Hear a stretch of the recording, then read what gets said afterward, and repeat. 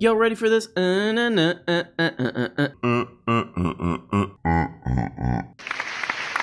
Before we get started, I have to say, like, what is this girl's name? Amala.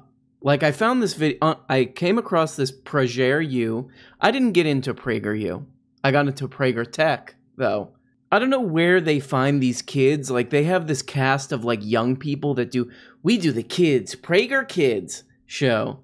Like, Dennis Prager hangs out, like, in his car outside of a high school or something to get these kids.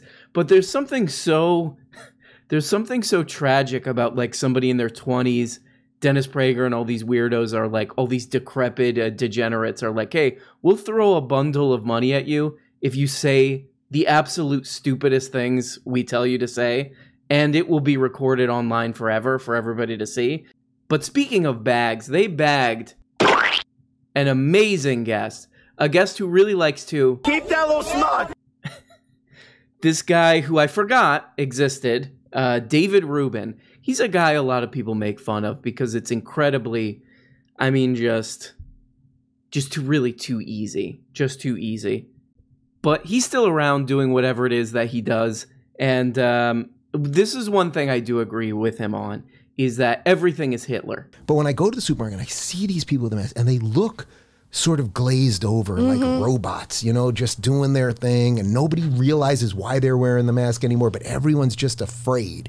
What? They're just afraid of being the person that someone's going to look at and say something mean. And it's like, you know, the Nazi analogy is way overused, obviously, but you can sort of start to see how this stuff... Anyway, let's move on to Greta Thunberg. You all know Greta Thunberg, and I thought this was worth playing. Not that I really want to pay any attention to her. Then why are you paying attention to her? But really, not only listen to her, but the tone and the tenor, the look on her face and everything else. Like, I am not going to be the only one who could see, like, little sort of imagery of Hitler speaking up there, right? Blah, blah, blah, blah, blah, blah, blah, blah, blah, blah, blah, blah. But he found this video, which I think is so funny. It's like anti-vaxxers, anti-maskers in Australia. No offense to all my Australian viewers. I don't know if I would be able to take an Australian police officer seriously. He's like, we tried to be nice. We tried to be nice to you. When I witnessed that, wasn't I just nice to you before and said you could go to your house? He's also doing this. And he's make pee-pee in his pants because he's posting all these videos too on his Twitter that are like, look at these cops. The cops are brutalizing people who are protesting the stay-at-home orders in Australia. And he's posting all these clips. He's like, Nazism strikes again. Dave Rubin here. Hi, I'm Dave Rubin, and I love money. Blah, blah, blah. You guys aren't going to believe this, but I believe that someone on YouTube might be full of... They might be full of this material. What? Yeah, I know. It's shocking. So, he's posting all this stuff. Look at the Hitlerism that's sweeping across the nation, that cops in Australia are smashing these anti-vaxxers and, you know, anti-lockdown protesters. This is Hitlerian. This is Hitlerian that these protests are being crushed. This is him in 20... I think you know where this is going, right? Do you have a sense of where this may be going? No. Okay. This is him in July 15th, 2020. I think your analogy to Hurricane Katrina is probably right. In some ways, they have a dereliction of duties here. If you're a mayor not taking care of your city, and then you're saying, oh, no, now let the feds do it. But by the time the feds have to come in, whether it's a natural disaster or a man-made created disaster, which these riots are, it's probably too late. And then we have a whole set of other problems. This is a great video. This PragerU, this Prager Tech video where these young people that Dennis Prager, I don't know, he put them together like they put together a boy band. Like he just kind of, he creeps around them all. He's got an Auntie Anne's pretzel bag, and he's just like, I'm just here to relax. But he's like eyeballing every young person that he can recruit, to say that the rich should pay 0 taxes and the poorest people are bad, so they should pay more. He covers all the big issues. You know, one of the great minds of our time, David Rubin. So he also covers the infrastructure bill too. Wow. He's getting into really heavy stuff here. Here we go. Nothing has ever slipped out on this show. You know, so because people yearn to be free, people yearn to think for themselves. They really do, and that's why these people are so hysterical about everything, because it's anti-human what they're doing. But people want to be free, so I do think they are red pilling an awful lot of people. The more hysterical they become, and when you hear them say these crazy things, $3.5 trillion won't cost us anything, and what they mean by that is it won't add to the deficit. Now, first off, that's a lie, because we're always borrowing money in the first place. So if you spend money, you're spending more than you've got. But what their point is, oh, no, we're just going to take it from the rich people and the corporations. Well, you know, if you take money from somebody else to pay something, it still costs something. Yes. You just stole it from somebody else, but it still costs. You go to Chipotle and like they're like, all right, you want that burrito? It's $10, and you punch the guy behind you and take his money and get. Oh no! Oh my God, he's true. It's just life is just too hard for people like Joe Manchin or whatever. He has to. Sometimes he sleeps on a yacht and the waves. People don't get this about being like, I would call it like sort of like creepily wealthy, like kind of like you're desperately trying to fill a void wealthy. When you're on that yacht, there's like waves, people come by. These people come by in a jet ski and there's a wave. It's like, oh, now I'm awake. Now I have to water slide into the jacuzzi. He's right. It's just too tough for them. And by the way, like, I love that he's still going with this after, you know, the Afghanistan war stuff and all the Afghanistan paper stuff and all this, that the Iraq war and the Afghanistan war, I think it's something like $6 trillion we spent. No one was like, I don't know, like, I don't know where we're going to get that money. Where are we going to get that money? Where? The reason nobody asked where are we going to get the money for that is because we got so much value from it. Like, when I walk outside, you know, I look into the sky and I say, wow, like, I wouldn't have all this. I wouldn't have all this if we didn't spend $6 trillion on, well, what happened again? What was it? This is just a straight up, this is just someone lying to your face and thinking you're stupid. A stupid person who's been hired to be stupid, to make you, to imply that you're stupid. If it's this, there's lots of this. But suddenly if it's like, oh, let's extend dental. Like, we could just go and goof around in the Middle East and drop a bunch of bombs and nobody really knows why we're even there in the first place, but it makes a lot of defense contractors a lot of money, pumps that stock up. Coincidentally. But then, oh, can we please extend dental care and vision to Medicare? No! Are you crazy? What do you think this is? What do you think this is? I mean, the fact that somebody would say this with a straight face is, you should just, that PragerU fake wall, he should just run through that wall and then just keep, like Forrest Gump or whatever, just keep running. I love that he brought this up too. I mean, it's just, there's no defense of this stuff. It's just so blatantly like, yeah, no, we're just openly kind of corrupt now. Poll shows West Virginia voters support using tax hikes on rich and corporations to help pay for Biden plan. But this guy's like, no! This is great too. This little segment it's just like, it's the same with the Adam Carolla thing of just like, of just a bizarre, either a total like disconnect, like a bizarre disconnect from reality, or just like, look, I'm just going to say this crap. I know I'm an idiot, but I'm just going to say it because whatever, I'm a moron. The left is very different on that. If only you gave Bernie, who's never done anything, Bernie in 30-something years of Congress, I think he has, or in the Senate, he has one bill, I think, attached to his name, which I think had something to do with a post office or something. He's never worked a real job, but he knows that if you just made sure that the government could force people to pay $15. He's never worked a real job. I'm not going to go into Bernie's whole backstory and like history and in Congress and all this stuff. You could look that up yourself. But this is a guy who went from doing stories on the Young Turks about porn stars and Marvel movies, like sleepwalking into the studio to do that material, now does this, whatever this is, just kind of barfing talking points in a camera. They've never worked a day in their lives. Unlike me. Oh, do you do like the editing or anything? No. Do you write that? No. So, oh, okay. So when you say work, you mean just kind of like read a teleprompter for 30 minutes every day. Yeah.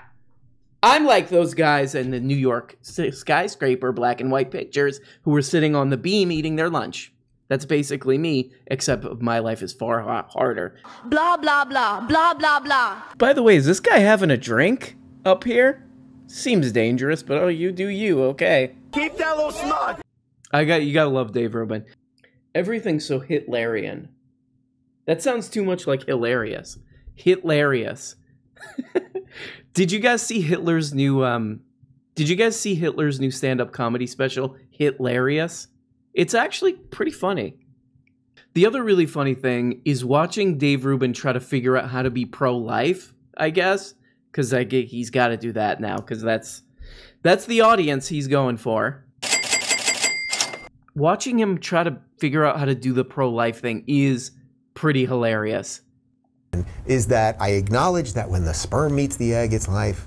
I do. I know it. We're in the midst of surrogacy right now. Okay, I know that when the sperm meets the egg, and then the next thing you got a blastocyst and you got an embryo, it's like it has to start somewhere. It doesn't just magically start when you want it to start. I acknowledge that.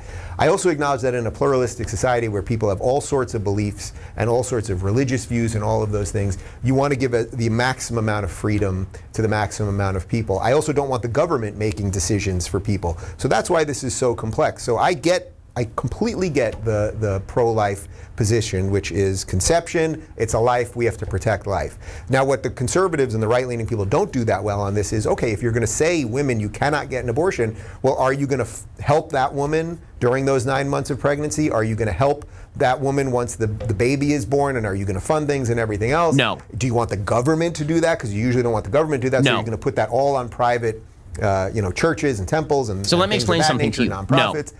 We don't really have that discussion that often. But I've discussed this on the show. You could watch some of my previous interviews with Ben Shapiro and Dennis Prager and other people that are pro-life. What I've said to them is that it's not that their arguments on abortion have made me sort of more, I don't want to say anti-choice, but more pro-life. It's that the left has gone so bananas with this, like they do with everything without exception, that is what has made me more pro-life. So I used to say 20